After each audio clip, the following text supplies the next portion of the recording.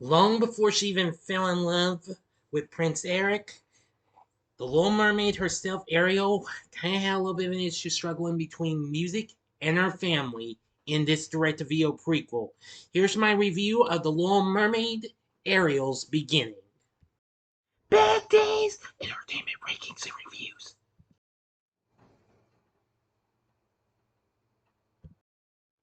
So, greetings, my fellow YouTubers, and welcome to Big D's Entertainment Rankings and Reviews. My name is Joel, better known to you as the Big D, and this time around I bring to you a review of the direct-to-video fantasy animated flick, The Little Mermaid, Ariel's Beginning, aka Little Mermaid 3, released by Disney, with the production being done by Toonsea and Disney Toon Studios Australia. Now, this film is a prequel to the actual Little Mermaid animated film and third and final installment of the trilogy, and the final direct-to-video sequel after John Lasseter took over as chairman for the Disney Animation Division. It is also the first in the chronology of the story running through the series, and it is based on the fairy tale The Little Mermaid of the same name. And of course, the animated series, which was a recent Saturday morning show from 1992. Now, only a couple of the original voice actors from the previous films are back, which include Jodi Benson back as Ariel and Samuel E. Wright as Sebastian. Now, Jim Cummings, who has recently done numerous voices in Disney tunes and movies, takes over the role of King Triton because Kenneth Mars had been diagnosed with pancreatic cancer at the time. Anyway, the film was directed by Peggy Holmes and is set before the events of the original film when Ariel is still young and when all music has been banned from the underwater kingdom of Atlantica by Triton after being heartbroken at the death of his wife. Ariel attempts to challenge this law, even go up against Marina Del Rey, who is our new villainess, voiced by Sally Field. Well, the film did get a little bit better response than the last film, but it still did alright. Now, of course, we start out with King Triton and his wife, Queen Athena, ruling over Atlantica, filled with music and laughter. Of course, they have 7 young daughters. Ariel is the youngest, plus the others, Athena, Alana, Adela, Aquata, Arista, and Andrina. One day, while the mer people relax in a lagoon above the surface, Triton gives Athena a music box. However, the mer folk flee at the approach of a pirate ship. Everyone escapes except Athena, who, while trying to recover the music box, is killed when the ship crashes into the lagoon. And devastated by this, King Triton throws the music box away and permanently bans music from Atlantica. 10 years later, Ariel and her sisters live under a strict routine maintained by their governess, Maria Del Rey, and her assistant, Benjamin, a manatee. Maria hates being the girl's governess and longs to be Triton's attaché, a job currently filled by Sebastian. Ariel is frustrated by their current lifestyle, which brings her into arguments with her father. One day, Ariel encounters Flounder for the first time, yes, whom she later falls to an underground music club. She's overjoyed by the presence of music and is shocked when she sees Sebastian perform there. When her presence is revealed, the entire band stops playing and hides, believing Ariel will tell her father about them. Ariel sings a song explaining her love for music, and the remembrance of her mother is then accepted as a member of the club after swearing an oath of secrecy. Now, that's all the story I want to get to you. I will not give you the whole story. But it does take a turn for the worse later on, but soon they manage to try and put an end to what Marina's planning to do. But anyway, now, I thought the film wasn't too bad over the last one. Now, the film got mixed reviews criticizing the film's score, which was done by James Dooley. Yeah, let's score was fine and what have you. However, the animation, screenplay, and voice performances were praised, however. Yes, I completely do agree. While Rotten Tomatoes has it at 33%, they said that the new villain was criticized as a poor follow-up to Ursula. And the animation quality of the film has been praised as being impressive for a direct-to-video and comparable to that of the original film. I completely do agree. I mean, that was a bit of a step up from the last one.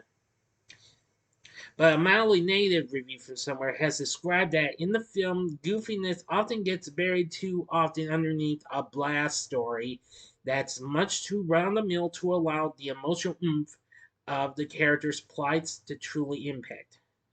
The music has been criticized, of course, as being unmemorable, with one review stating that to label this a musical would be false advertising. Well, that's understandable. It still did okay in what have you when it was released on DVD August 2000 in 2008.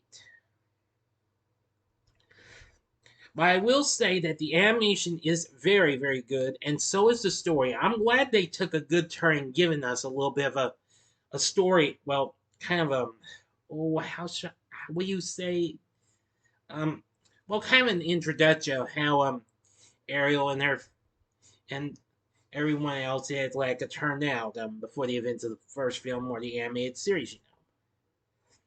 Now, as for our voice acting cast, Jodi Benson once again does a great job as Ariel.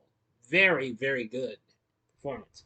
Samuel E. Wright, whom we sadly lost a couple of years ago, voices Sebastian. This was ultimately Wright's last film role. Now, Jim Cummings does King Triton, and he's just about as good as Kenneth Mars was. Sally Field voices Marina Del Rey. Boy, that was a surprise to hear her voice reveal on this. Parker Gorst voices Flounder. He's not too bad. Let's see now. Now, other cast members include Jeff Bennett as Benjamin and Lorelai Hill Butters as Queen Athena. Jim Cummings also voiced Shelbo, a member of the Catfish Club band, which we see in the club. And there's some others in the Catfish Club band. There's Inkspot and Swifty, voiced by Rob Paulson, and Kevin Michael Richardson voices Cheeks and Ray Ray, two other members. Now, as for Ariel's sisters, Carrie Walgrim voices Athena, the eldest of the group. Tara Strong, who recently voiced Melody in the last Little Mermaid film, voices Adela, the third eldest sister, and Andrina, the second youngest sister. Jennifer Hale voices Alana, the second eldest sister. And Gray Delisle, well, she would later be Gray Griffin, voiced Aquata, the middle sister, and the third youngest sister, who happens to be Arista. So, from what I've seen, my thoughts on the Little Mermaid, Ariel's Beginning is, well, it isn't quite close to as good as the original classic itself, but it does manage to pull some stuff off with its great story and what have you. The score could have used a little spin polish and what have you, but the characters are absolutely real good, and the animation is absolutely superb.